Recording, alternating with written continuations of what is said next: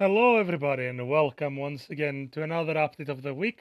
This update of the week is an announcement. I am your host, Talos Mobius, and I hope that you already have a great day, evening, afternoon. It doesn't matter. I hope that you overall have a wonderful day. So let us begin. Today is the 25th of October 2023, and we're going to be talking about the update announcement of today.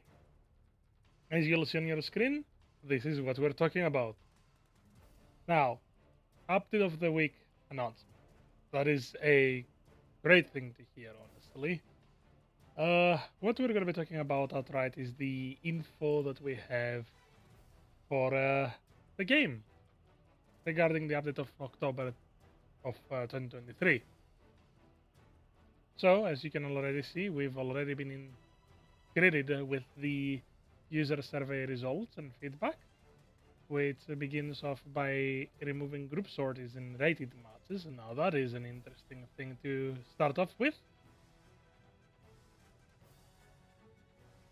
As you can see, a lot of people prefer a lot more to group with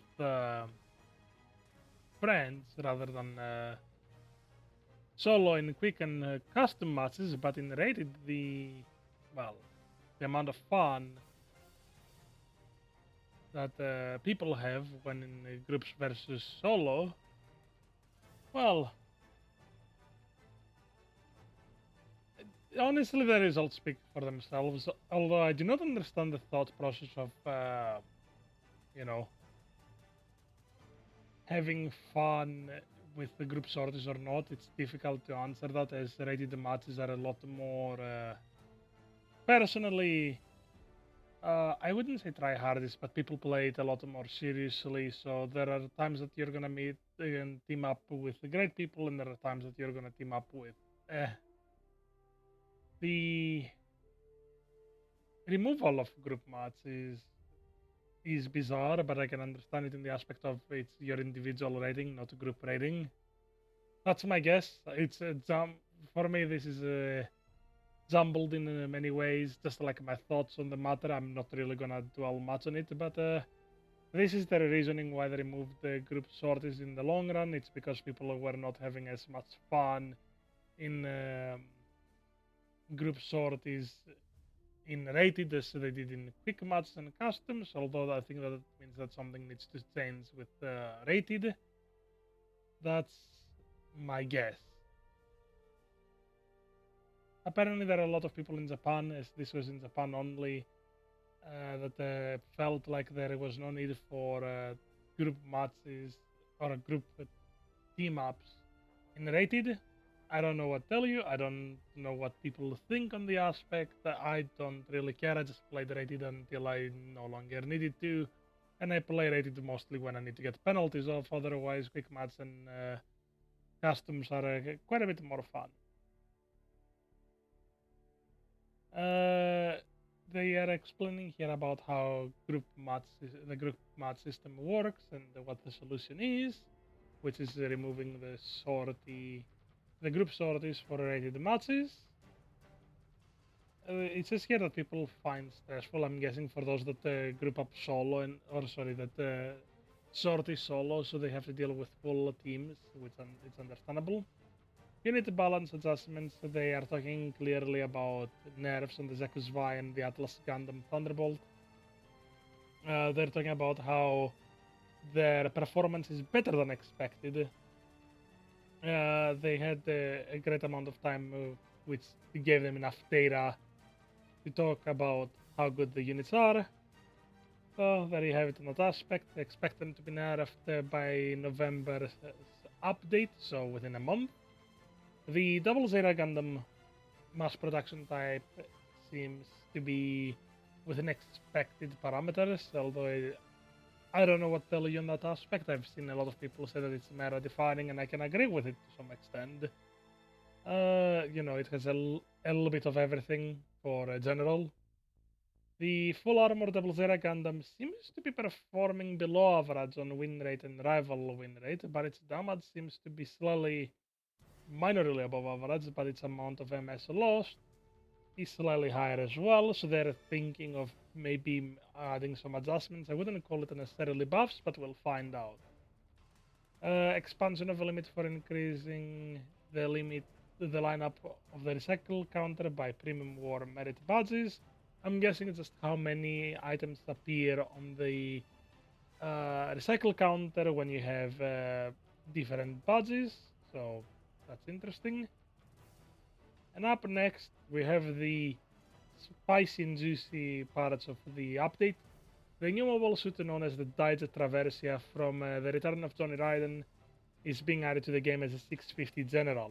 We're gonna look at it very shortly. The new Daija Traversia being added from MSVR Return of Johnny Raiden is now joining UotW, introducing the unit in a special video that includes its performance, its armament and skills. Take a look. Yep, that's pretty much what we're gonna be looking into. Same funnel type and built-in mega particle cannon as the Jack Dog, equipped with a large number of ranged weapons, such as the beam guns and beam guns of the Sruzum and a prototype of some sort of the beam machine gun of the Yaradoga from the look of it. Although the original, we get a little bit of backstory here, talking about how this mobile suit was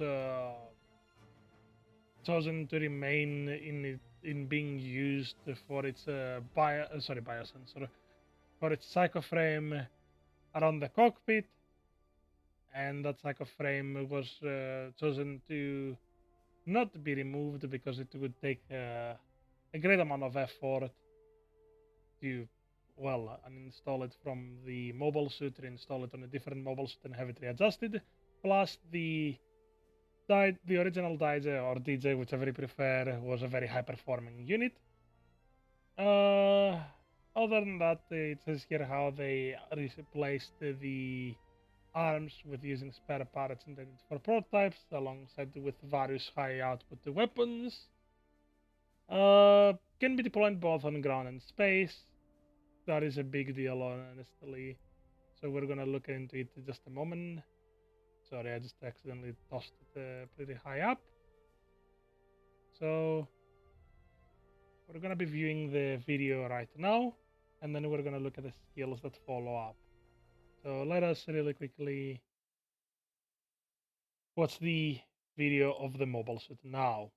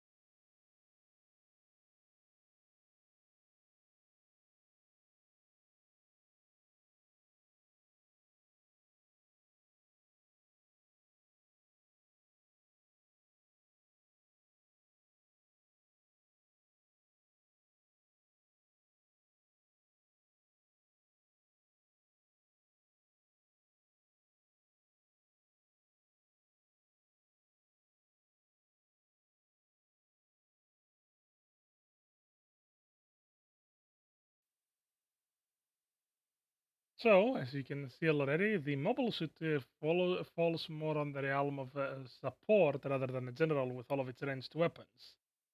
I can say that it's a pretty impressive ranged beast, and I'm expecting that there are a lot of raids will probably find it difficult to keep up with its firepower if it's done just right. Let's begin. New skill. Thrust-based fire cooling system. When using ballistic weapons, and yet on the video it said during high-speed movement overall, the unit recovers from both heat buildup and overheating faster.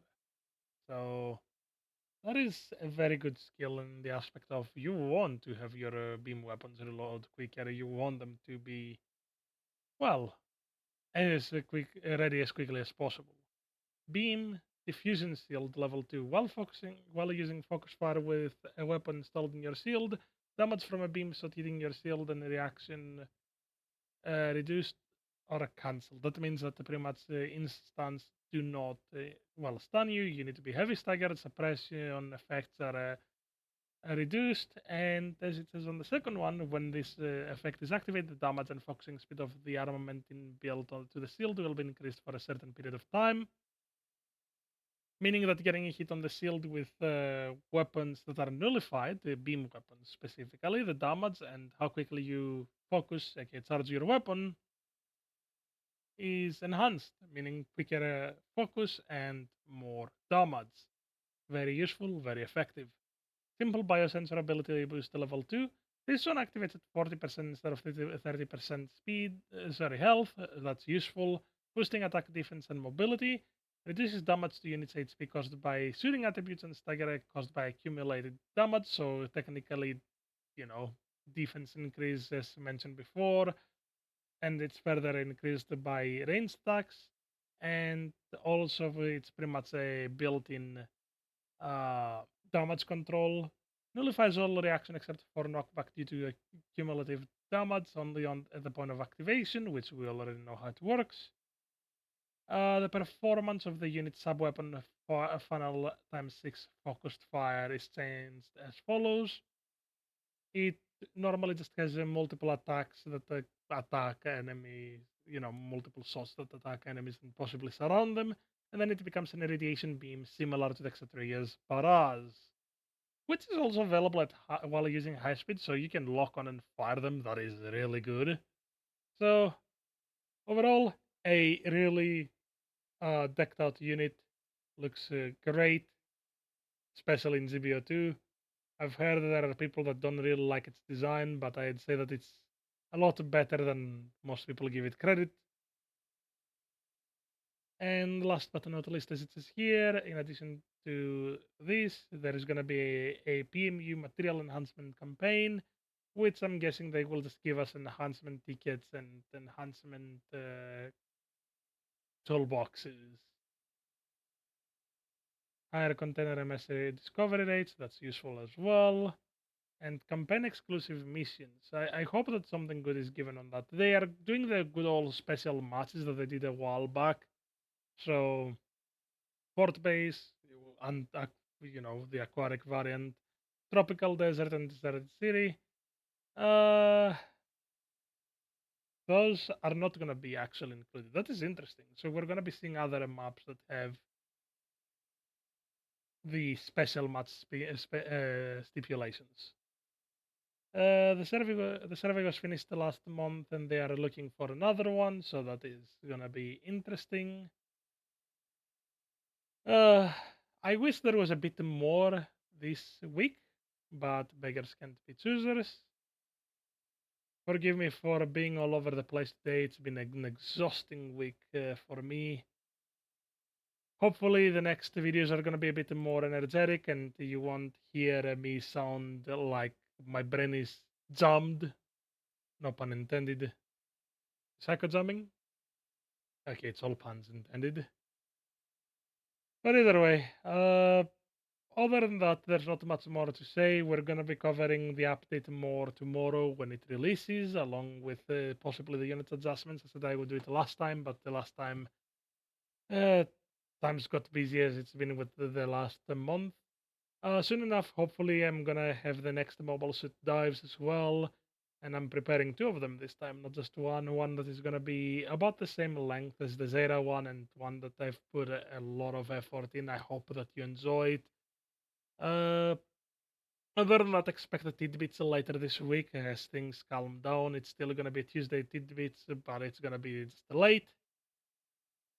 Other than that, have a great day, have a great week, and I'll see you all on the battlefield. Talk to you soon enough. Talos Mobius signing out.